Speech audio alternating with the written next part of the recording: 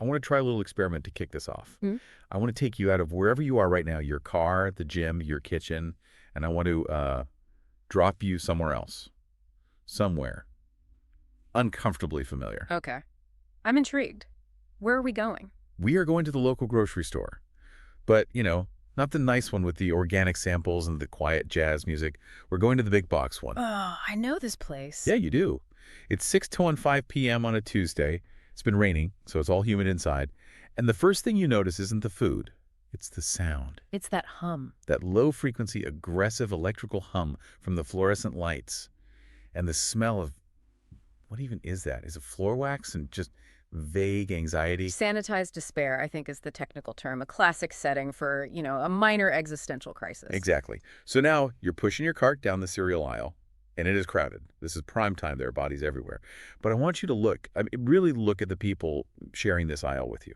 Look at the guy in the suit holding a box of, generic bran flakes. Mm-hmm. Look at the mom wrestling a toddler near the granola. Mm-hmm. Just look at their eyes. And this is where it gets a little spooky, isn't it? It is so spooky. Because if you actually stop for a second and look, what do you see? You see the glaze. The glaze. Yes. It's that specific optical quality where the eyes are open, they're definitely registering photons, but the focus is set to nowhere. Nowhere. It's a middle distance stare. It's not looking at the cereal box, it's looking through it. Right. And you hear noises, you hear a scanner beeping, you hear little snippets of a podcast leaking out of someone's earbuds. But if you try to feel the emotional temperature of the room, It's absolute zero. it's nothing. There is no temperature. We actually dug up a phrase in the research for today that just perfectly captures this feeling. It's from a piece called The Architecture of Absence. Okay. And the line is, the lights are on, the machinery is running, but nobody is driving. Nobody is driving. Wow. That is the haunting part. We aren't describing a scene from a zombie movie. No, not at all. We're describing everyday life in 2026. And that, I think, is the mission for this deep dive. We aren't here to talk about bad people. We aren't talking about villains. No. We are talking about a phenomenon that is much more subtle and, I think, much more dangerous. We are talking about absence. We've got a whole stack of sources today that are, you're not light reading. We're looking at essays on the soft cage, the performance of care, and something called the mannequin effect. Yeah, I should probably issue a warning right up top here. Please do. This is not a feel-good deep dive. We're essentially holding up a mirror to the way we all survive modern life. And the thesis we found threaded through all these documents is pretty confronting. What is it?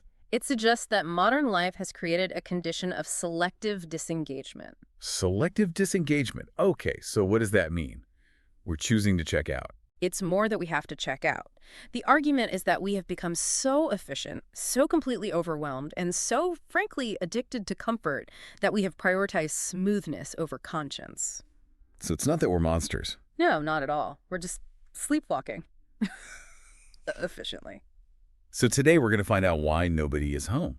We're going to talk about why we shrug at disasters, why we perform empathy instead of actually feeling it, and the very real cost of waking up in a room full of people who were asleep.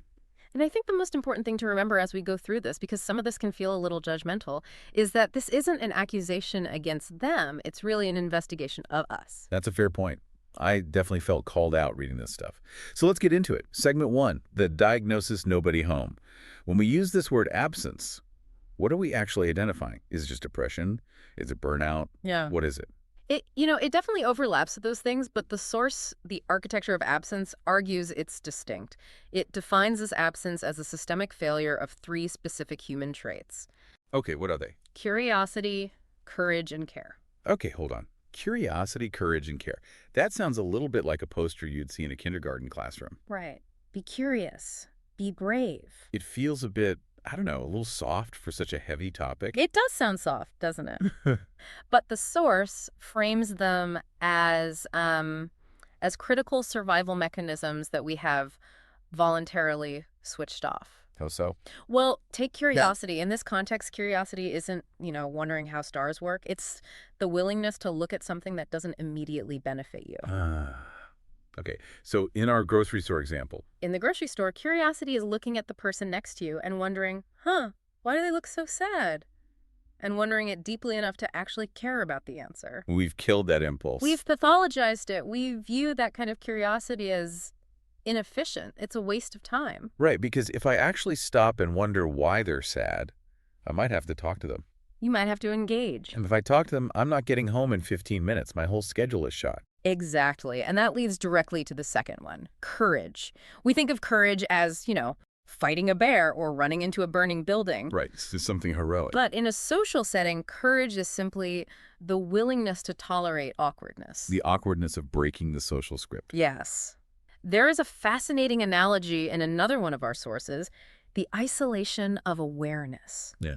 It describes the experience of walking through a crowd and feeling like you were surrounded by mannequins programmed to nod. That is such a creepy image. Programmed to nod. It's deeply creepy, but have you ever felt it? I mean, yeah, I have. I think we've all had that feeling. It's that uncanny valley moment where everyone is acting human. They're swiping their credit cards. They're saying, have a nice day. Mm-hmm. But there is no actual soul behind the eyes. It's an automated response. But, and I want to push back on the text here a little, is calling people mannequins really fair? Isn't that a bit dehumanizing in itself? We have no idea what's going on in their head. They might be thinking about their sick mom or their mortgage or a million other things. That is a great pushback. And you're right, it is a dehumanizing term. But the source argues that the mannequin behavior is actually a defense mechanism. We turn ourselves into mannequins so we don't have to deal with the overwhelming reality of everyone else's sick moms and mortgages. So we are preemptively shutting down our own humanity to protect our bandwidth. Precisely. The source gives this just brutal example of this in practice. It describes a scenario where a man is visibly sick in a corporate meeting room. Maybe he's pale, maybe he's sweating, maybe he's even, quietly weeping into his hands. And the room stops. Mm-hmm. Right, someone asks what's wrong. No. That's the terrifying part. The room flows around him like water flowing around a rock. I've seen this. I have absolutely seen this happen. The colleagues continue to talk about Q3 projections. They talk about their weekend plans. They talk about the lunch order. Why? This is what I just don't get. Are they blind? Are they just monsters? See, that's the comfortable explanation we want to reach for. We want to believe they just didn't notice him. But the architecture of absence says, no, they see him, they hear him, they feel the tension. But they are actively practicing selective disengagement. Because to acknowledge him would? Acknowledging him derails the train. If I say, Bob, are you okay? You are weeping. I have now introduced friction into a smooth system. You've introduced a heavy, non-work variable. An unpredictable human element. I might have to do something uncomfortable. I might have to listen, might have to help. So the group, silently and without ever speaking it, creates a consensus reality where Bob is not weeping so they can all get to lunch on time. That is. It's terrifyingly pragmatic. It's almost efficient in this purely robotic way. And that gets to the third failure, care. Or rather, the rationing of it. We treat empathy like it's a non-renewable resource. Like it's a budget. Exactly. I only have 5 units of care to give out this week, and I'm saving them for my kids, my partner, and maybe that drama on Netflix. So sorry, Bob, you get nothing. This leads me to the next concept from the research, which I think is even darker. They call it the shrug. Yes. The shrug is the default setting of the modern observer. The source describes the response we have to major disasters. A storm levels an entire town. A massive tragedy happens somewhere. And the response isn't horror. It isn't action. It's a verbal, that's crazy. And then Immediately you're back to the scroll. Right, that's crazy. Swipe. Oh, look at this cat video. Swipe. 50% off shoes. This connects directly to what we were just saying about rationing, but it also touches on something almost biological. We have learned that caring deeply disrupts our comfort. It's inconvenient. It's more than inconvenient. It's painful. Yeah. If you actually sat with the reality of a town being leveled, if you visualize the lost homes, the fear, the cold, the grief, it would ruin your afternoon. It would ruin your week, your month even. Exactly. You wouldn't be able to enjoy your latte. You wouldn't be able to focus on your spreadsheet. So the brain, which is ultimately just an optimization engine, says, feeling this pain serves no immediate biological purpose. Discard. So we process it as content, not as reality. It becomes data. It's just another pixel on the screen, no different from the ad next to it. And because we are so inundated with so much data, the only way to survive without having a complete nervous breakdown is to develop this callousness. We've built a protective shell. A shell where That's crazy, is the maximum allowable emotional outturn for anything outside our immediate circle. It's a defense mechanism. Mhm. But the question is it working? Well, on one level, yes. It keeps us functional, it keeps us employed, it keeps the economy moving, it keeps us buying things. But the source argues it's a defense mechanism that is slowly, quietly stripping away our humanity. How so? Because if you practice the shrug enough times, it starts being a choice. It becomes your default state. You stop having to try to ignore the pain. You just don't feel it anymore. Which leads us to the big question. How did we get here? Is this just human nature? Are we just naturally selfish creatures? Or did we build this world? We built it, or rather we bought it, piece by piece. And this leads us to the second segment of our deep dive, the structural cause. This is where we get into the source, the sterile cost of comfort. Which is such a fantastic title, by the way. Sterile is the perfect word. It is. It talks about the cult of comfort and the idea that modern society has engineered what it calls a soft cage. And it's important to think about your daily environment when we say that. The user experience, the UX of your own life. Okay, walk me through it. You wake up, your thermostat is set to exactly 72 degrees. You don't have to build a fire. You don't even have to get out of bed to adjust it. Right. I order coffee on an app so I don't have to wait in line or, God forbid, make small talk with a barista. You scroll a news feed that has been algorithmically curated to only show you opinions that confirm what you already believe. You listen to a playlist designed to match your mood. So I'm never too hot, never too cold, never bored, and never intellectually challenged. Everything is smooth. Everything is frictionless. And the source makes this profound argument. Discomfort is now treated like a design flaw. Oh, that's good. Discomfort is treated like a design flaw. In product design, in UX design, in urban planning, if something causes friction or delay or any discomfort, it's a bug. It needs to be fixed. It needs to be optimized away. We need to make it easier, faster, smoother. But here's the problem, I'm guessing. Here's the problem. Compassion is not smooth. Compassion is incredibly messy. Compassion is incredibly high friction. Can you explain that? What do you mean by friction in this specific context? I mean cognitive and emotional load. Let's go back to Bob, our sick man in the meeting room. To show compassion to Bob, you have to stop what you are doing. That's friction against your productivity goals. Oh. You have to enter his headspace, which is probably full of pain or anxiety or nausea. That's friction against your own emotional well-being. You might have to physically help him, get him some water, call a cab, walk into his car. That's friction against your energy levels. And there's no immediate reward for any of that. No KPI, no bonus. None. In fact, there's usually a penalty. You're late for your next meeting. You feel sad now. You're tired. So, because we are trained by our soft cage to avoid friction at all costs, we avoid compassion. It's not because we're evil. No, it's because we're optimizing for comfort and efficiency. It's a logical, if tragic, choice. It's almost like our emotional muscles have atrophied. They have. The source basically calls it empathy atrophy. If you never lift a heavy weight, your muscles shrink. If you never face emotional or social friction, your ability to handle difficult human emotions just withers away. We are emotionally flabby.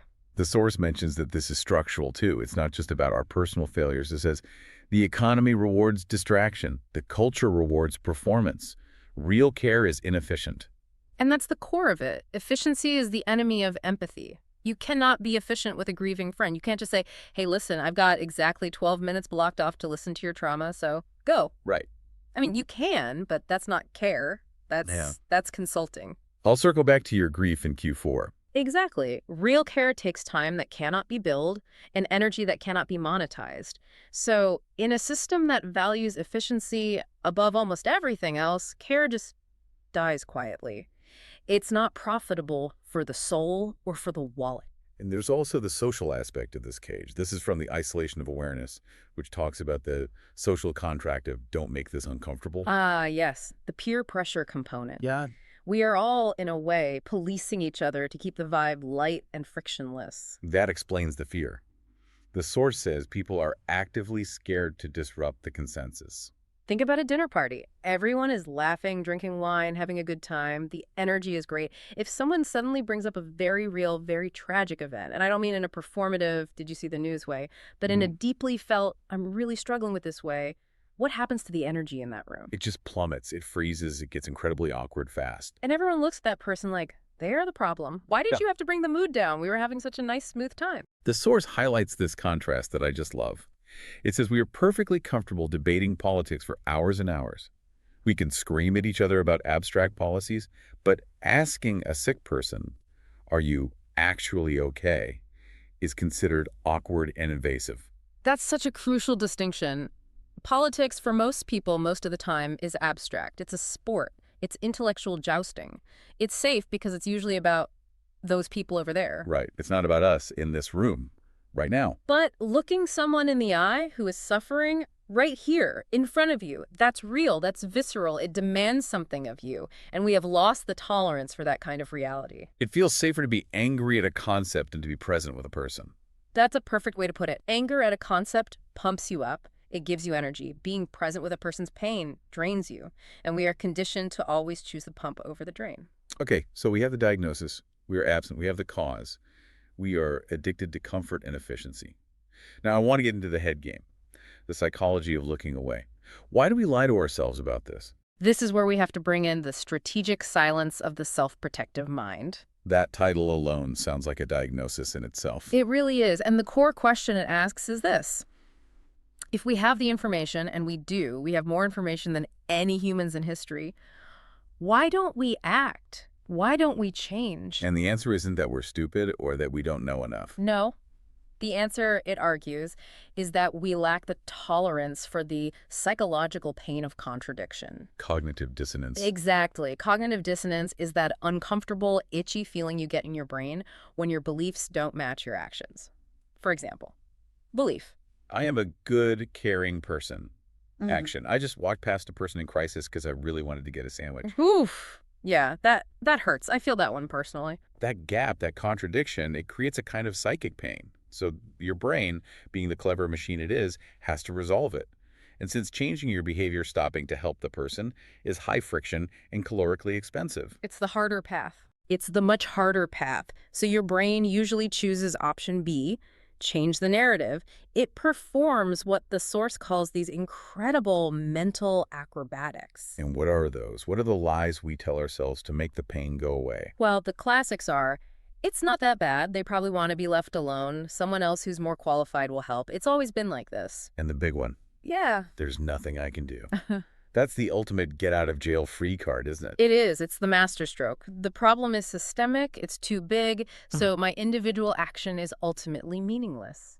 It's such a brilliant intellectual trap because it absolves you of all personal responsibility while making you sound smart and world-weary. But the source makes this really crucial distinction. This isn't stupidity. We aren't dumb for thinking this way. No, absolutely not. This is strategy. It is intentional ignorance. It's a self-protective lie that we repeat to ourselves so many times that it starts to feel like the truth. We are actively negotiating a peace treaty with our own conscience so we can eat the sandwich in peace. So we choose internal peace over external truth. Every single time. Because external truth demands action and change. Internal peace just requires a better, more convincing story. And then there's the outsourcing. This concept from the outsourcing of human empathy it blew my mind because I realized I do it every single day. The outsourcing of soul, as they call it? Yeah. This idea that we delegate our moral responsibility to other things, to institutions, to influencers, and especially to algorithms. Think about how we consume tragedy now. The algorithm serves you a video of a disaster. You watch it for 30 seconds. You feel that little pang of sadness. Maybe you like the video to boost its visibility. Maybe you comment sending prayers, and then you feel like you're done. I've done my part. I witnessed it. My duty is complete. Exactly. The act of witnessing, and more importantly, the digital signal of witnessing, has replaced the actual act of helping. We feel that by consuming the content of suffering, we have paid our moral tax for the day. Suffering is content. Yeah. Such a dark, dark phrase. But it's chillingly accurate, isn't it? Illness becomes background noise. Outrage is packaged for entertainment. We watch people arguing about human rights on a screen, and it triggers the same part of our brain as watching a wrestling match. It's just spectacle. It's not reality. And the flip side is, if the algorithm doesn't show it to me, it might as well not exist. And if the algorithm does show it to you, you assume the algorithm or the awareness it generates is doing the heavy lifting. Oh, everyone knows about this now, so surely someone somewhere is fixing it. It's the bystander effect, but on a global digital scale. A digitized bystander effect. Millions of people watching the same fire, nobody picking up a bucket of water because everyone assumes the view count equals action taken. Which transitions us perfectly into the next layer of this whole onion. We've talked about how we hide and how we rationalize, but now let's talk about how we pretend. The masquerade, the performance of awareness. This is where the source, the performance of awareness, comes in. And this is where we really have to talk about the difference between visibility and virtue. The source uses a really simple but just devastating contrast. Post the ribbon versus bring the soup. It sums up the entire problem perfectly. Let's break that down for a minute. Posting the ribbon is all about visibility. It's easy, it takes 2 seconds, it signals to your tribe, hey, look at me, I am on the right side of this issue. It gathers likes, it builds your personal brand as a good person. And bringing the soup. Bringing the soup is virtue. Bringing the soup is invisible to the internet. Nobody likes it because nobody sees it except the person who is sick and eating the soup. Yeah. It costs time. It costs money for ingredients.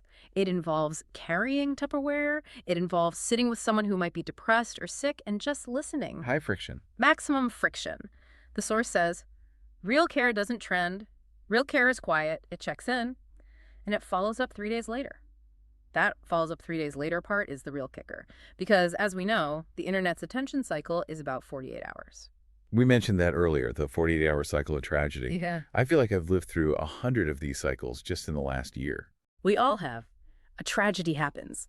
For 48 hours, it is the only thing on your feed. Everyone is an expert. Everyone is heartbroken.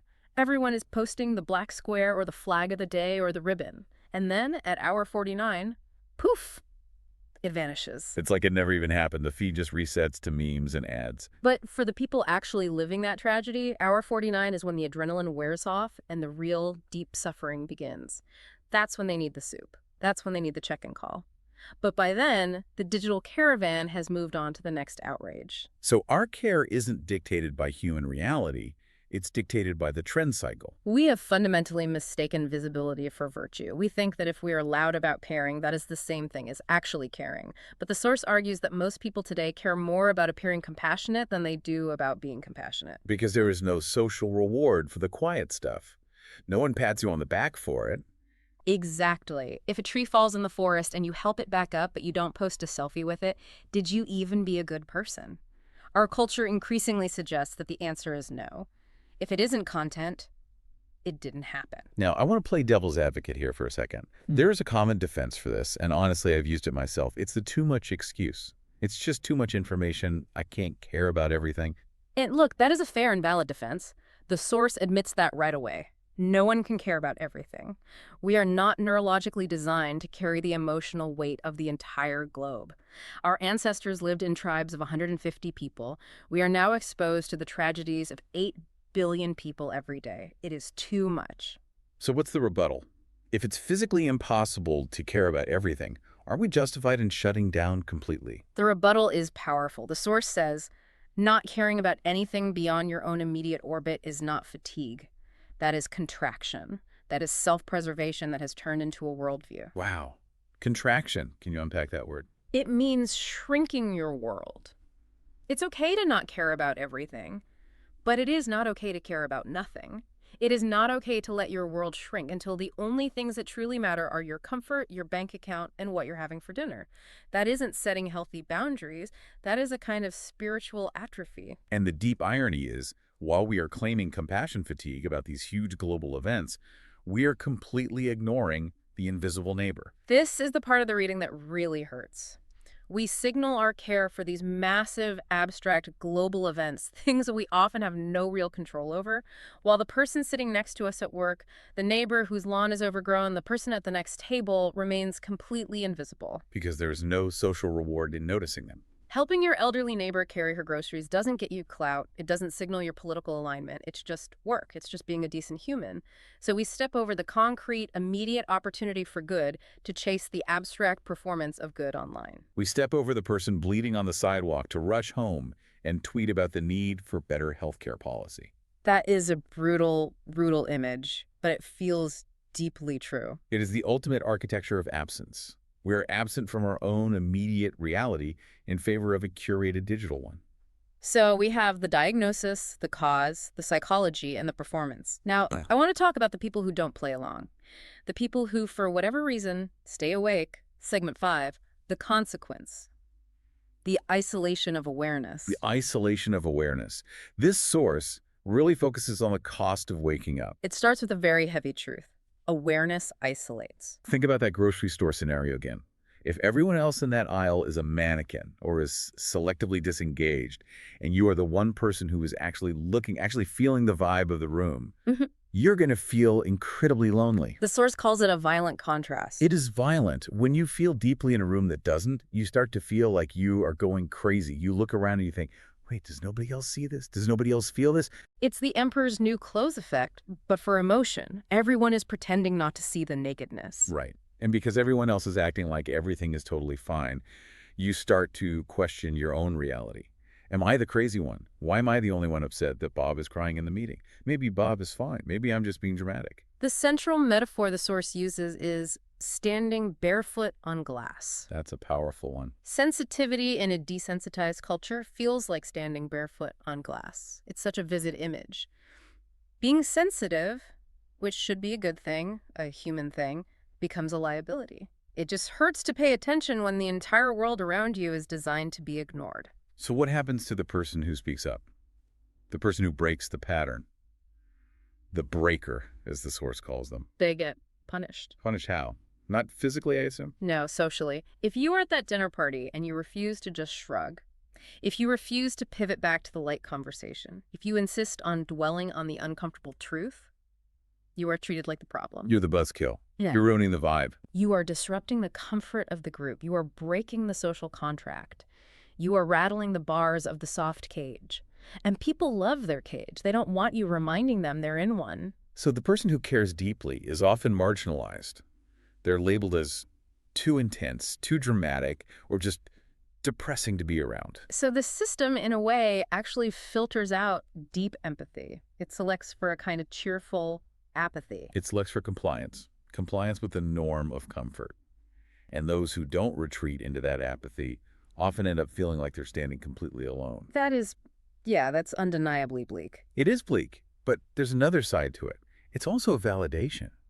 If you're listening to this and you feel that isolation, if you feel like you're the only one seeing the absence around you, it doesn't mean something is wrong with you. It means you're awake. Awareness isn't proof that you're superior to anyone else, but it is proof of your sensitivity. Exactly. And in a world that's filling up with mannequins, sensitivity is the only thing that's keeping us human. Okay, let's try to bring this home. We've covered a lot of ground, and most of it has been pretty heavy, pretty uncomfortable. We've talked about the lights on, nobody home phenomenon.